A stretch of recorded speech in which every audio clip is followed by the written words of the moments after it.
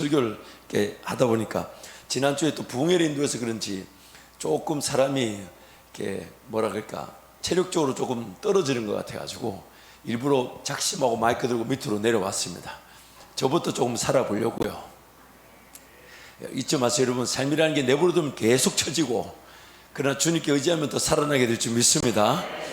제가 군대에서 이 오른쪽 무릎 밑으로 언젠가 요만한 종기가 하나 난 적이 있었어요. 그래서 종기가 나서 이제 그 의무실에 가서 이제 고쳐달라 했더니 쫙 짜주더라고요. 그래가지고 이제 다 됐다 싶어서 왔는데 그 다음 날 되니까 2배로 커졌어요. 그래서 이 2배로 또 커지니까 이걸 또 다시 이제 의무실에 갔더니 그때부터 그 의무실에 대한 불신이, 왜냐면 안 그래도 제가 일전에 한번 경험한 적이 있었거든요. 두통이 와서 약을 내렸더니 약을 줘서 먹었는데 배가 아프다고 약을 내렸더니 그 약하고 같은 것 같은데, 그래서 제가 소화가 안 돼서 두통이 온 건가, 어쨌든 안 그래도 좀 불신이 있는데 한번 이렇게 고친다고 잤는데 그 다음날 더 부어서 근데 갔더니 또 짜줘요. 그래서 그래 된다 싶어 왔더니 세상에 무릎 밑으로 온 다리가 다 부었어요. 그래서 이게 안 되겠다. 안 그래도 두통약인지 소화약인지 구분도 안 되는 거 막 주고 하더만은, 그래서 이제 일부러 이제 휴가를 얻어서 밖에 병원에 갔더니 왜 이제 왔냐고.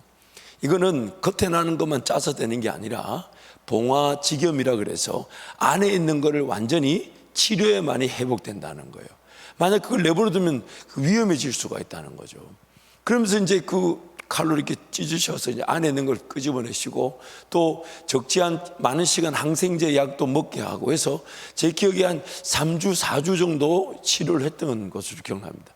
근데 그게 그렇게 치료돼야 될 건데 그걸 세상에 보이는 것만 짜고 있으니 그게 되겠냐고요. 근데 이러면 우리 인생이 그런 것 같지 않아요? 우리 인생이 그런 것 같지 않습니까? 물론 당장에 직면한 그 문제를 해결해야 합니다. 당장에 지금 내 눈앞에 있는 그 어려움을 처리해야 됩니다. 그렇지만 그것이 근본적인 어떤 문제를 안고 있는 겉으로 드러난 것이라면, 그래서 우리가 하나님 앞에 기도하지만 하나님 들으실 때는 지금 그래 그것도 힘든 거 아는데 그것만인 그 중심에 진정으로 해결돼야 될 문제가 있단다 라고 우리에게 바라보실 때, 그래서 어쩌면 우리 지금 문제가 조금 인내하게 하시는 경우가 있지 않을까요? 어쩌면 우리 그 문제가 내 고질적인 어떤 제 문제 혹은 내 욕심, 내 정욕, 내 계획 이런 것들 때문에 생겨난 거니까 그것이 마치 안에는 골마 터져가고 있는데 바깥에 아까진기 말고 뭐였죠? 그 한국말이 빨간 약. 나 참 주여 은혜가 필요한 빨간 약이 지금 강단에서 몇 번을 지금 외웠는데도 빨간 약만 바르고 지날 문제가 아닌데 지금 자꾸 우리는 빨간 약 바르듯이 그렇게 뭔가 기도하고 바라고 심지어 인생의 초점도 그렇게 맞추고 살아가고 있지 않냐 이 말이에요. 지난 주일 말씀부터 우리 부흥성의 6번까지 총 7번 예수님의 기적 말씀을 살펴봤어요.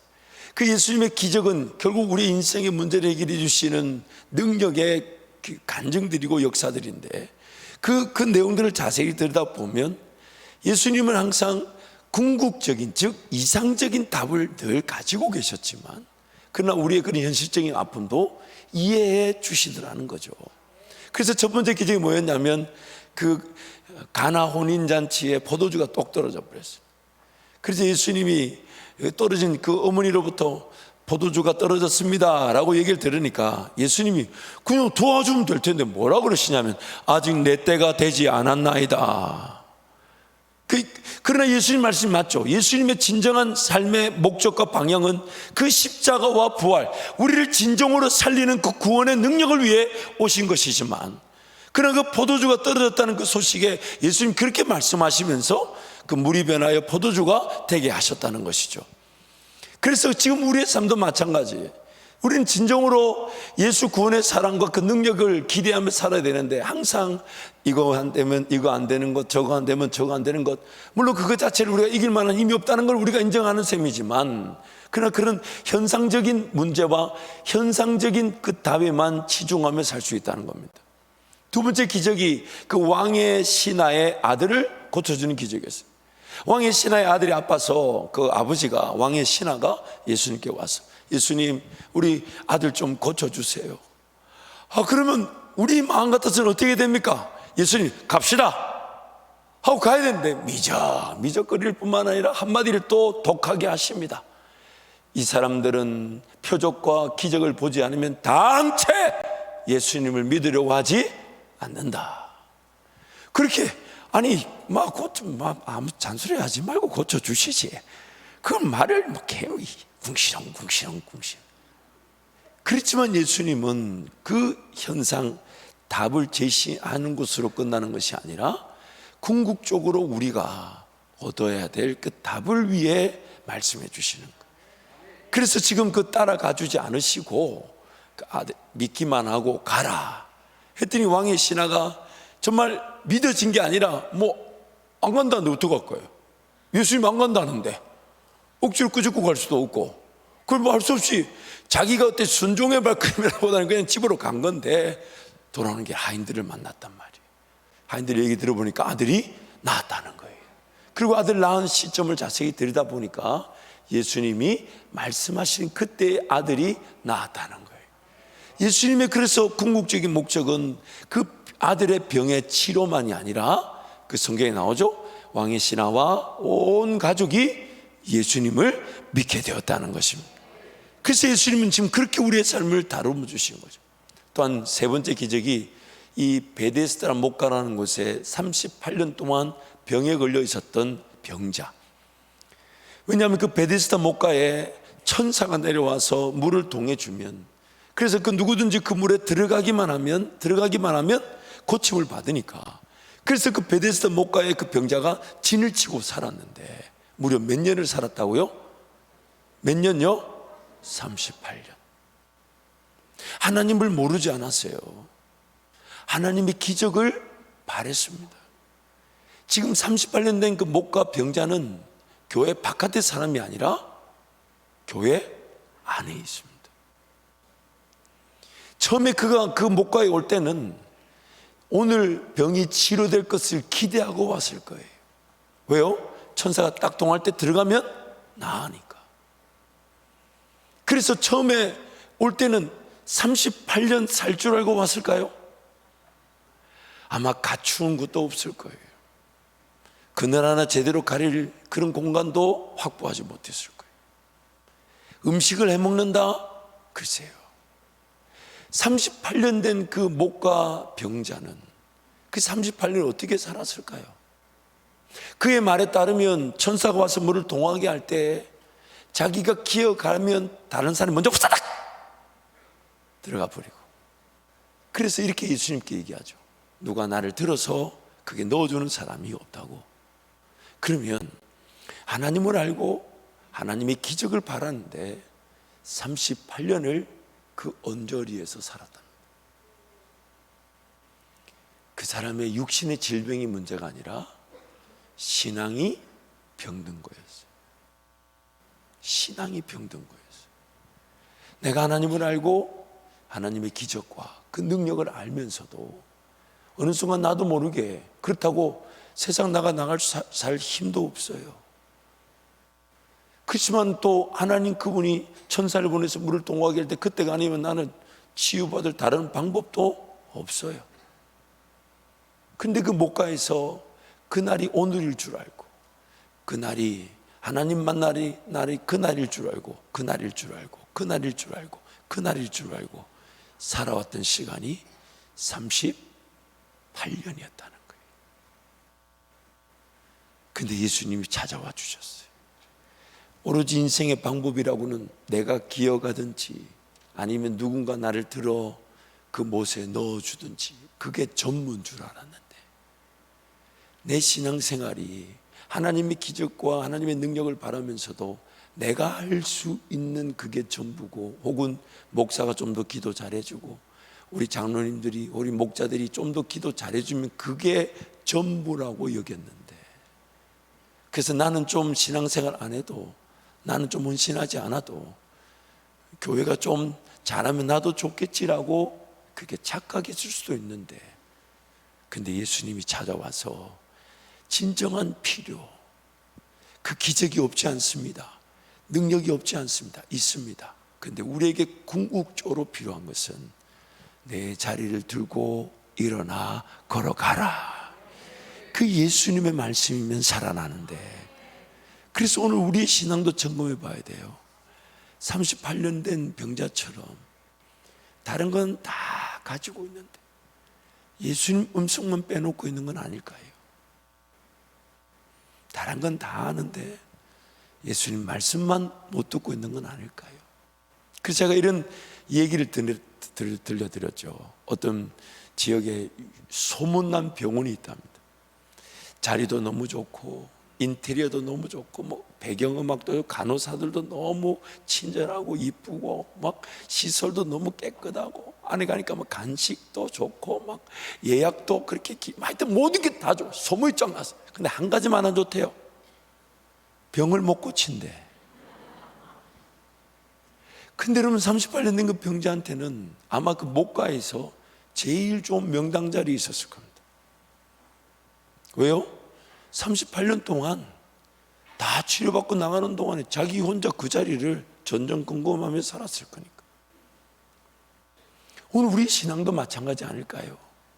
하나님 살아계셔서 지금 그 말씀으로 이 땅을 지으셨다 하시고, 그 말씀으로 우리를 구원하셨다 하시고, 그 말씀으로 지금 우리를 인도하신다는데 그 말씀만 빼놓고 신앙생활하고 있는 거 아닐까? 오히려 매달려야 된다면 그 말씀을 듣고자 함에 매달려야 되는 거 아닐까요? 확인을 해야 된다면 내 삶의 어떤 기적이나 능력 그 못지않게 더 주고 싶어 하시는 예수님 음성, 살아계셔서 분명히 말씀하셨던 대로 지어지고 구원하셨던 그 능력, 그게 더 궁금해야 되는 거 아닌가요?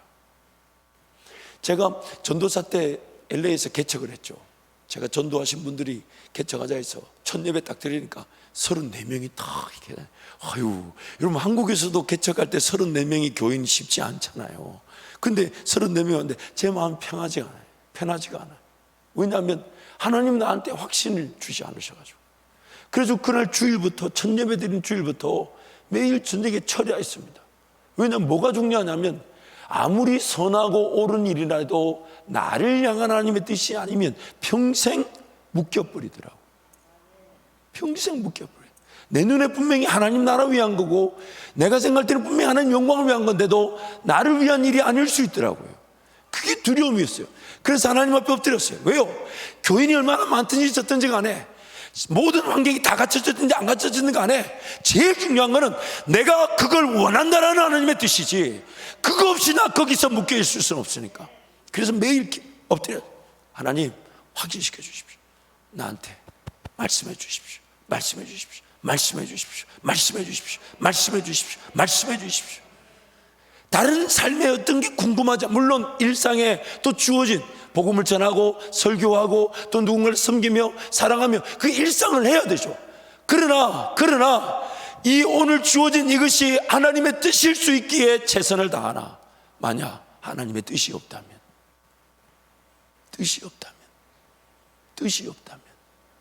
그래서 하나님 앞에 엎드렸습니다. 그랬더니 하나님께서 한 주 지나고 두 주 지나고 이제 세 번째 주일을 지났어요. 그러니까 보름이 딱 지난 화요일 밤에 그 밤에 저한테 분명히 말씀하셨어요. 나는 너에 대한 개척의 뜻이 없다. 근데요, 아니다 하시는데 그게 얼마나 기쁘든지 그 예배당을 혼자 뛰어다니면서 그렇게 즐거워했어요. 아니다 하시는데 그게 너무 행복한 거예요. 그게 내일부터 뭐 해야 되며, 내일부터 내가 뭐 먹고 살아야 되며, 이런 게 하나도 걱정이 안 됐어요. 하나님 아니라시니까 그럼 그 다음부터는 하나님 책임져 주시겠지. 아니나 다를까 제가 가야 될 그 달라스 교회 학교 하나님이 다 준비해 놓으시고, 저에게 말씀하실 때는 이미 그 전부터 그 사람들끼리 만남을 통해 제 길을 열어 놓으셨어요. 그래서 오늘 우리의 삶도 마찬가지예요. 여러분, 지금까지 살아온 것도 하나님 은혜지만 앞으로 살아갈 삶이 지난날의 삶의 능력과 경험과 지식과 방법, 그것이 심지어 성령과 동행한 일이라 해도 하나님은 아무것도 다시 쓰지 않으시고 오늘부터 주시는 은혜로 살아가게 하십니다. 오늘은 오늘의 은혜로 사는 것이지 어제 은혜로 살 수 있는 게 아니에요. 그래서 항상 그런 자세를 가지는 거예요. 내가 지금 예수님 음성 듣는 것과 예수님 말씀 듣는 것 빼놓고 다른 것에만 지금 집중하고 있는 건 아닌가. 내 신앙이 다 아는데, 내 신앙이 교회 생활이라는 건 다 아는데 예수님 말씀 듣는 것만 빼놓고 다 가졌다고 착각하는 건 아닐까. 그럼에도 불구하고 그런 나에게 예수님이 찾아와 주셨다는 것, 그리고 나에게 말씀하신다는 겁니다. 말씀하십니다. 말씀하십니다. 말씀하십니다. 말씀하십니다. 말씀하십니다. 그 말씀을 들을 때 우리는 살아나게 되는 것이죠. 네 번째 기적이 오병이어 사건이죠. 무리들이 예수님의 말씀을 듣다가 이제 식대가 되었는데 그 예수님 보니까 참 예수님의 그 국률의 마음, 저들에게 먹을 것을 주자. 제자들이 200데나리온의 떡이 필요합니다.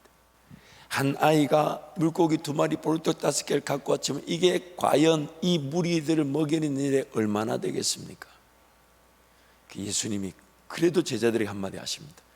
그래도 너희가 먹을 것을 주어라. 지금 하나님은 우리에게 그런 질문을 하시는 겁니다. 어떤 하나님의 일을 나타내실 때 그것이 내 개인이든 삶이든 일터든 교회든 간에 마치 우리 눈으로 볼 때는 기적이 필요한 자리, 5,000명, 장정만 5,000명, 그 사람들을 먹이는 일에 하나님 나한테도 물으시는 거예요. 너는 어떻게 하겠느냐? 너는 어떻게 하겠느냐? 근데 거기에 대놓고 우리는 이렇게 얘기합니다. 모자랍니다. 턱도 없습니다. 부족합니다. 안 됩니다. 불가능합니다. 나한테 그 정도 돈이 없어요. 지금 우리한테 그 정도 여력이 없어요. 그런 기적은 나에게 이루어질 수 없어요. 안 됩니다. 못합니다. 어렵습니다. 우리는 항상 하나님의 그 기적을 맛보기를 원하면서, 그래서 주님은 나에게부터 시작하기를 원하시는데 우리는 내 실력, 내 가진 것, 내 능력, 내 한계에 항상 맞추어 얘기합니다. 모자랍니다. 부족합니다. 안 됩니다. 어렵습니다. 여러분, 주님의 시선으로 바뀌어져야 되는 것은 오늘 우리에게 주신 은혜가 내 힘으로 가능한 일이 있을까요? 없을까요? 내 힘으로 가능한 일이 있습니까? 없습니까? 그 누구보다도 내 힘으로 할 수 있는 일이 나를 제일 재미없게 만듭니다. 내가 할 수 있는 일이 나를 기쁘게 한 적이 없어요. 여러분, 내 삶이 불타오르고 즐거웠을 때 언제입니까? 내가 할 수 있는 거는 당연히 해야 돼요. 나를 기쁘게 하고 즐겨하는 것은 오히려 불가능한 일이었습니다. 하나님이 아니면 안 되는 일이었어요. 제가 목회자의 길을 들어가기 전에 하나님 정말 나를 부르셨다면 하나님 날 만나 주십시오. 왜요? 목사라는 게 아무나 하는 게 아니에요. 아니 여러분, 제가 수월해 보이십니까? 정말 하나님께 죄송하지만 죽을 지경이에요. 누구 때문인지는 옆에 분 한번 봐주세요. 멀리 가지면 옆에 분 한번 봐. 녹록해요? 안 녹록해요? 아무도 안 보시네. 야. 근데 여러분, 또 카메라는 또 뭐하러 또 화면을 또 해중들을 비추. 보세요, 여러분. 저는 그래서 어려웠으니까 목사에 대한 마음이 없었어요. 있을 수 없죠. 그래서 하나님을 내가 제대로 확인해 보지 않으면 난 이 길 못 간다. 그게 당연한 고백이었어요. 그래서 저는 오히려 하나님이 아니면 안 되는 일을 찾았는데 그게 잘 안 찾아지더라고요. 불가능한 일이 뭘까?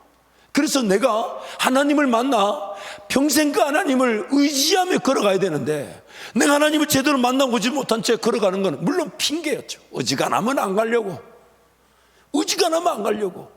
그러나 만약 가야 된다면 내 힘으로 걸어갈 수 있는 길이 아니니까, 그러면 지금 내 인생의 고민은 뭐가 되야 되냐면 내 힘으로 할 수 있는 일이 아니라 하나님이 아니면 안 되는 일, 하나님이 아니면 안 되는 일, 그 불가능한 일을 가능케 하시는 하나님, 그래서 그 불가능한 일을 가능케 하시려고 나한테 물으시고, 여러분 한 사람 한 사람 물어요. 왜요? 여러분 자신의 삶이고 가정의 일이고 여러분이 속한 일터이기 때문에.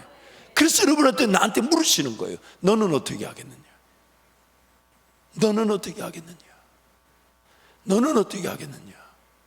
내 손에 있으면 물고기 2마리, 보리떡 5개밖에 안 되지만 너는 어떻게 하겠냐 물을 때, 주님 요거밖에 안 되지만 이거라도 드립니다. 이거 해야 되는데, 이게 무슨 믿음이 필요한 것도 아닌데 이것조차 드리지 못하는 어리석은 죄인이더라는 겁니다. 주님은 기다렸다는 듯이 그 물고기 2마리, 보리떡 5개, 그걸로는 어림도 없다라는 그걸로 장정만 5,000명을 먹이셨다는 거예요. 우리의 필요를 해결해 주시기를 원하시고, 그 필요가 나부터 하나님을 의지하는 기회가 되기를 원하셔서 그 과정을 가르쳐 주신 것이에요. 5번째 기적, 예수님이 무리를 걸으신 거예요. 이건 좀 재미있게 한번 표현해 볼게요. 마태복음 말씀 보면 예수님이 그 제자들을 그 앞서 건너가게끔 배를 태워 보내셨대요. 근데 배를 타고 가는데 큰 풍랑이 일어났어요. 마치 우리 인생에도 뭔가 방향도 보이지 않고 목표도 보이지 않고, 그러나 오늘 또 해야 될 일은 해야 되고 수고할 건 수고해야 되고, 그렇게 힘겹게 노를 줬듯이, 그래서 바람에 풍랑에 이리저리 휘몰아치듯 돌아다녀도 또 그 노라도 붙잡고 인생을 저어야 되듯이, 그 풍랑 맞은 제자들 그 배, 우리 인생, 우리 교회를 비유하듯 그렇게 보여주시죠. 근데 예수님이 그거를 건너편에서 다 보고 계셨다는 거예요. 힘겹게 노젓고 계시는 걸 보시는데, 분명히 예수님은 그 바람과 파도, 풍랑을 잔잔케 하실 수 있으십니다. 실제 그렇게 하셨죠. 그렇게 하셨죠. 그러나 그렇게 할 때 제자들에게 꾸짖으셨죠. 너희 믿음은 어디 있느냐? 즉 그 바람과 파도를 잔잔케 하는 것만이 목적이 되어서는 안 된다는 거예요. 그래서 바람과 파도를, 그 문제 어려움을 잔잔케 하듯, 문제 어려움을 해결해 주시듯 그렇게 우리를 도우실 수 있는데, 요한복음 말씀에 쓰는 예수님이 그렇게 하지 않으시고 어떻게 하셨다고요? 그 풍랑 이는 바다 위를 걸어오셨다는 거예요.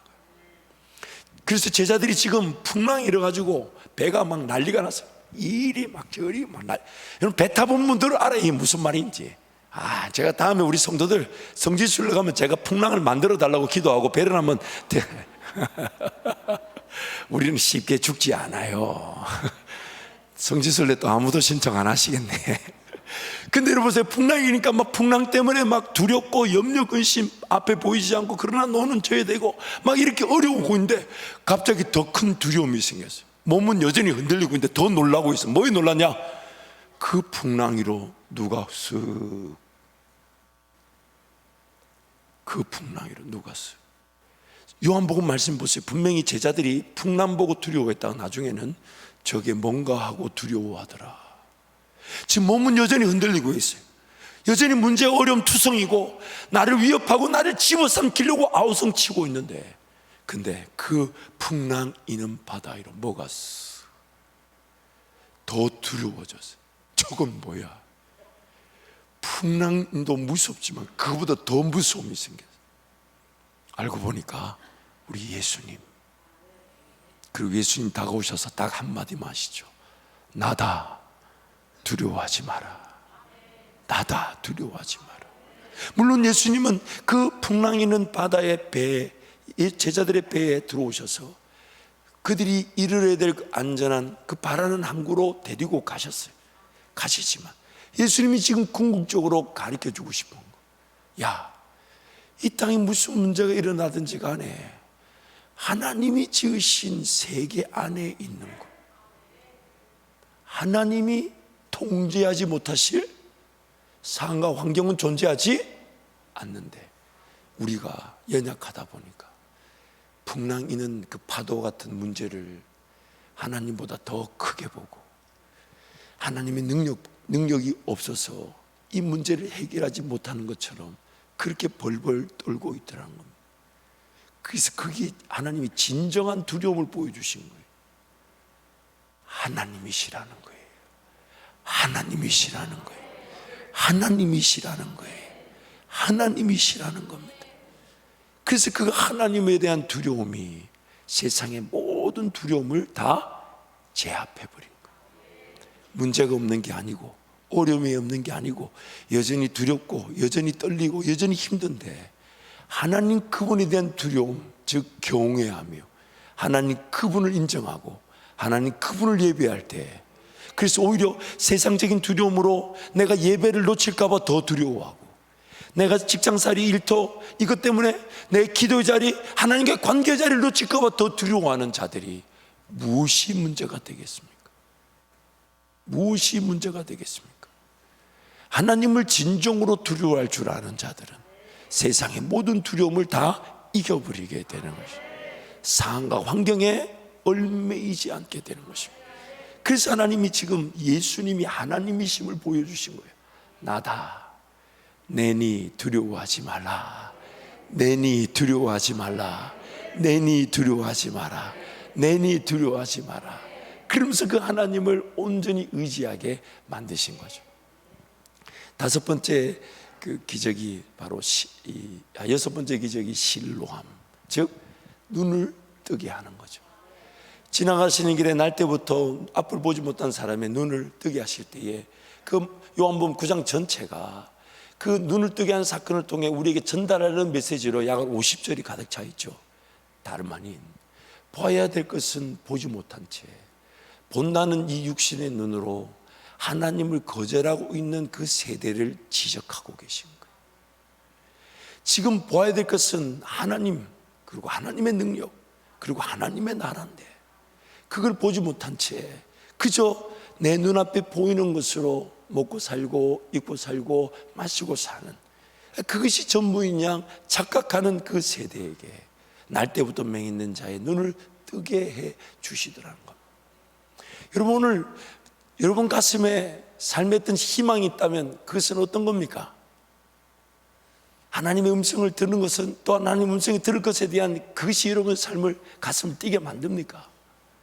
하나님 나라에 대한 그런 기대치가 있으십니까?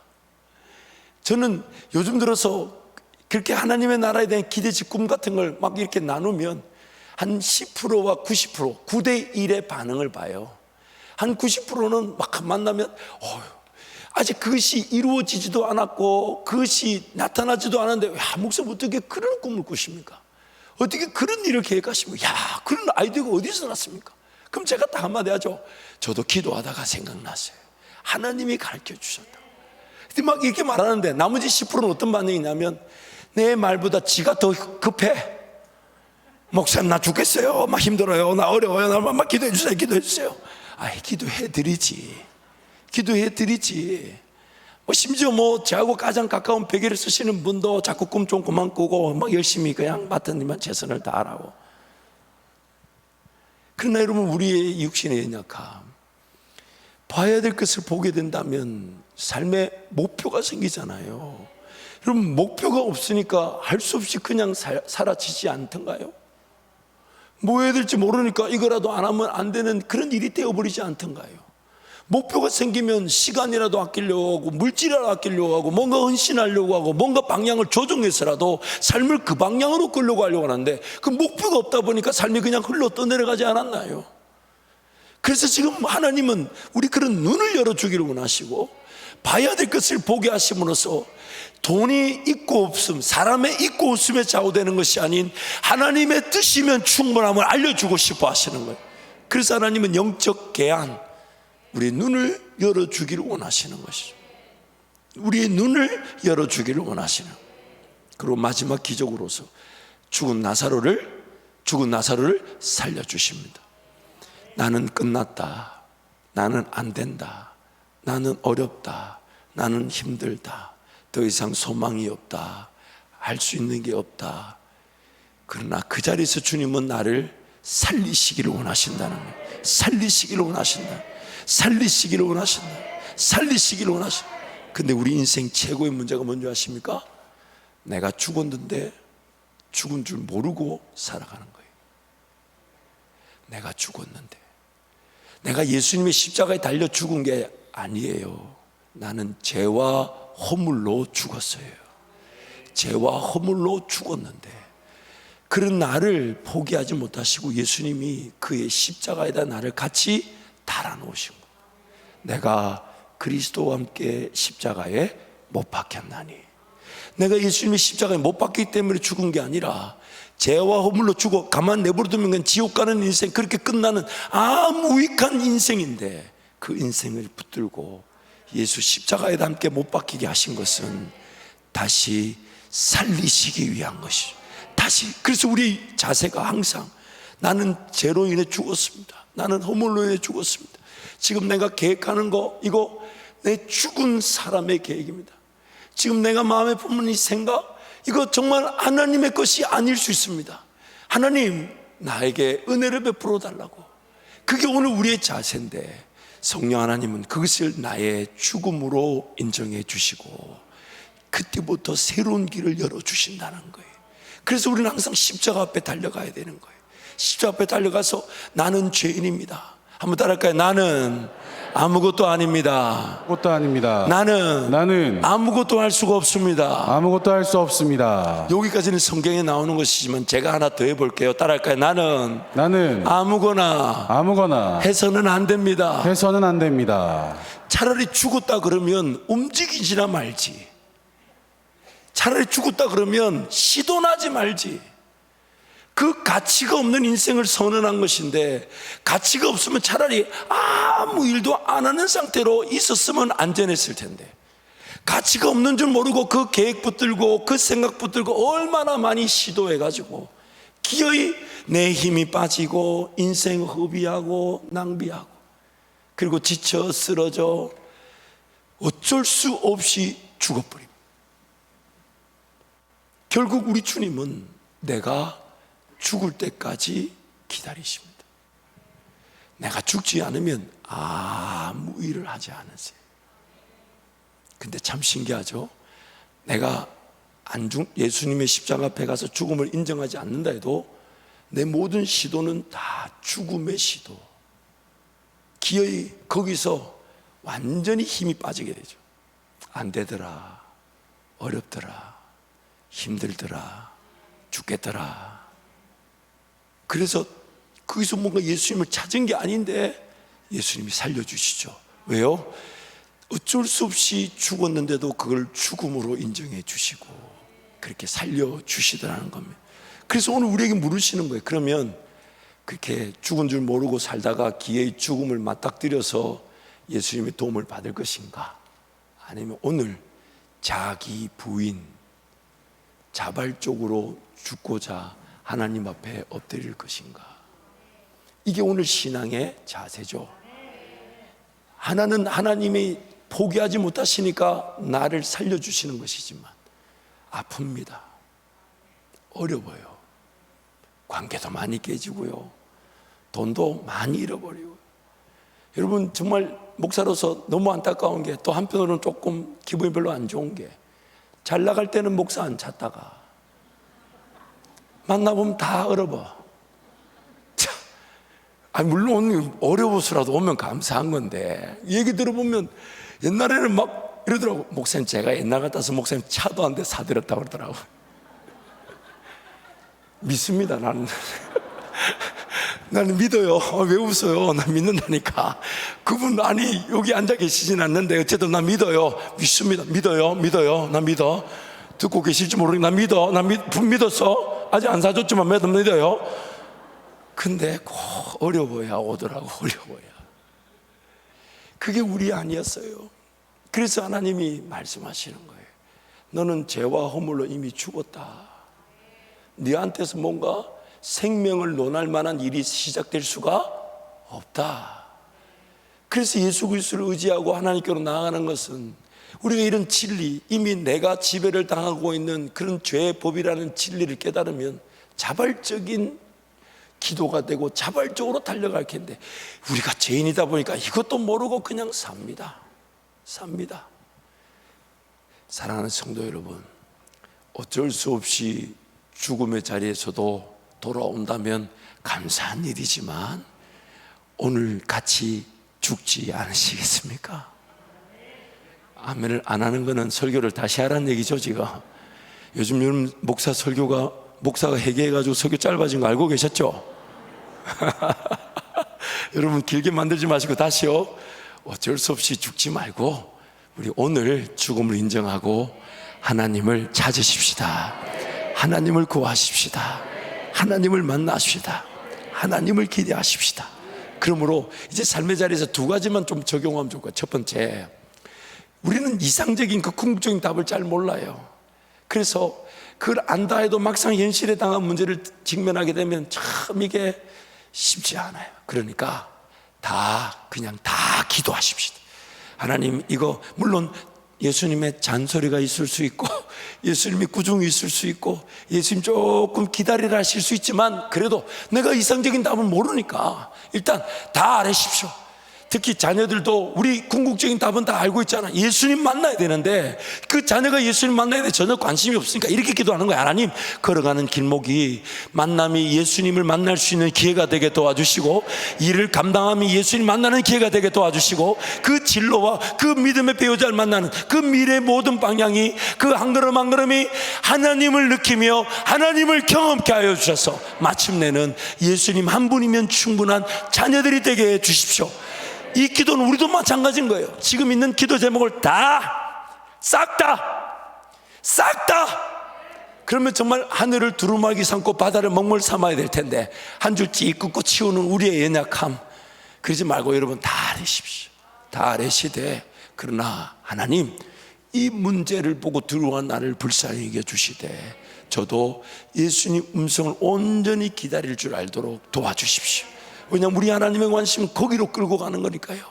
그 예수님의 음성을 온전히 기다린다는 것은 내 모든 것은 다 포기, 희생, 내려놓고 주님을 기다린다는 거잖아요. 그걸 주님은 자기 부인으로 여겨주시니, 그러면 내가 예수님의 음성을 들으면 벌떡 일어나 살아날 건데 38년 동안 목과에서 그냥 병자로 살지 않도록 저를 지켜주시고, 주님, 제 인생의 문제 다 알아드려야 되니까 그러나 저 주님 음성 듣게 해 주십시오. 주님 말씀 듣게 해 주십시오.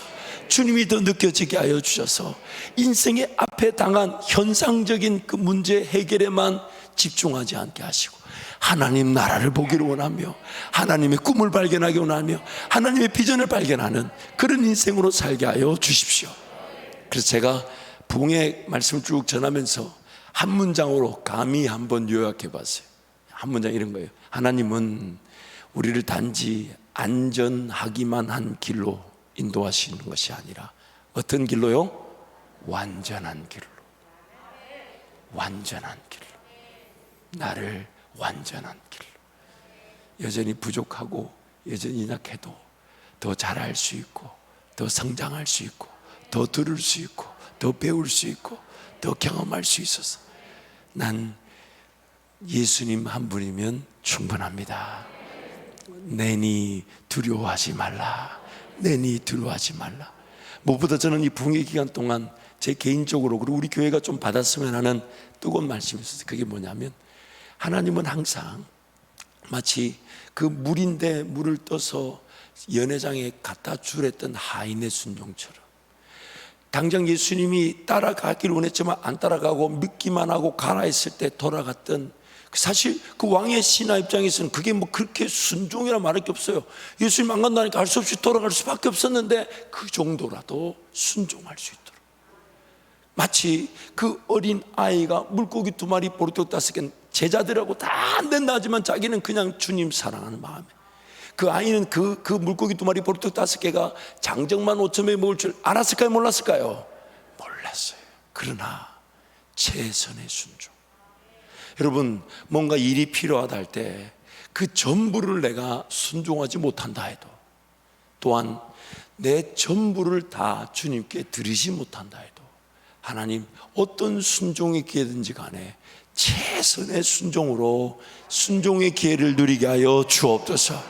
그럼 반드시 부지부지 중에 천사를 섬기는 기회도 나타날 거예요. 그러니까 여러분, 오늘부터 마음을 그렇게 먹으십시오. 하나님, 나에게 복을 주시기 위해 나에게 먼저 순종의 기회를 주실 것인데, 그 순종의 기회를 마치 예를 들면 100억이 필요하다고 나 100억이 없으니까 라고 포기할 것이 아니라, 그 순종의 기회 앞에 내 지금 통장 안에 있는 돈, 내 자산, 이걸 다 드리는 순종은 못한다 해도 오늘 최선의 순종으로 그 기회를 놓치지 않게 하여 주셔서 이것이 연단이 되게 하시고 이것이 단련이 되어서 하나님 나중에 나에게 기회를 주실 때 기꺼이 나도 모르게 주님 한 분이면 충분한 줄 알아 다 내어드리고 맡겨드릴 그 자리에 이를 수 있도록, 그 자리에 이를 수 있도록 하나님 나에게 순종의 기회. 그래서 한번 이런 결단을 하십시오. 오늘 이후로부터 하나님 나에게 복 주시기 위해 순종의 기회를 주신다면 단 한 기회도 놓치지 않게 해 주십시오.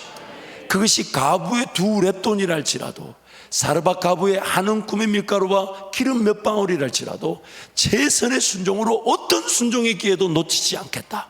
그래서 여러분, 누군가에게 피해가 되고 상처가 되지 않는다면 어떤 선한 마음은 다 순종하십시오.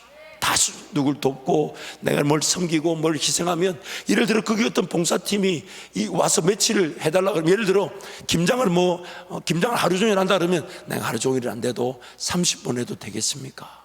그럼 가는 거죠. 내 전부를 다 드리지 못하고 그 전부에 내가 다 맞추지 못해도 내가 지금 할 수 있는 것에 최선을 다해 그거를 감동되는 대로 놓치지 않는다면 반드시 하나님은 내 있는 현재적 수준에서 나를 도와주시면서 해결해 주시면서 궁극적인 그 이상적인 답의 자리로 우리를 이르게 가실 것입니다.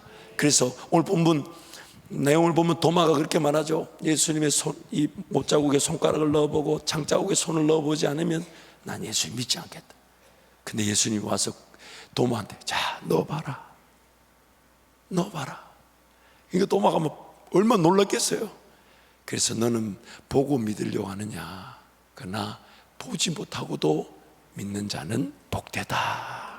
그래서 오늘 29절부터 31절 말씀 같이 한번 선포합니다. 예수께서 이르시되 너는 나를 본고로 믿느냐? 보지 못하고 믿는 자들은 복되도다 하시니라. 예수께서 제자들 앞에서 이 책에 기록되지 아니한 다른 표적도 많이 행하셨으나 오직 이것을 기록함은 너희로 예수께서 하나님의 아들 그리스도이심을 믿게 하려 함이요 또 너희로 믿고 그 이름을 힘입어 생명을 얻게 하려 함이니라. 아멘. 표적들이 없지 않아요. 많았대요, 많대요. 근데 그게 중요한 게 아니라 하나님의 말씀을 듣고 예수 그리스도를 믿는 자들, 그 자들을 세우시기 위해 오늘 기록된 말씀, 그 예수님이 심지어 그 모든 표적과 기적을 행하셨다는 것입니다. 이 시간 한번 같이 통성으로 기도하겠습니다. 오늘 우리 삶에 여러분 지금 당면한 문제 지금 다 알으십시오. 그러나 기도의 끝에는 우리 이렇게 기도하십시다. 내 뜻대로 마시고 하나님의 뜻대로 이루어 주시되 제가 예수님 성을 잘 듣게 하여 주십시오. 믿음이 더하여 지게 하여 주시고 하나님 한 분이면 충분한 인생으로 회복되어지게 하여 주옵소서. 주님 세 번 잡고 함께 동성으로 기도합니다. 주여